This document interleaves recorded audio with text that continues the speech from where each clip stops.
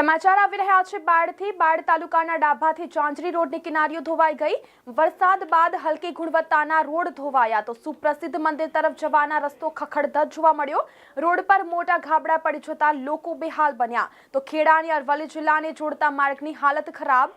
તો બાળ તાલુકાના ડાભાથી ચાંચરી રોડની કિનારીઓ ધોવાઈ ગઈ। વરસાદ બાદ હલકી ગુણવત્તાના રોડ ધોવાયા તો સુપ્રસિદ્ધ મંદિર તરફ જવાના રસ્તો ખખડધજ જોવા મળ્યો।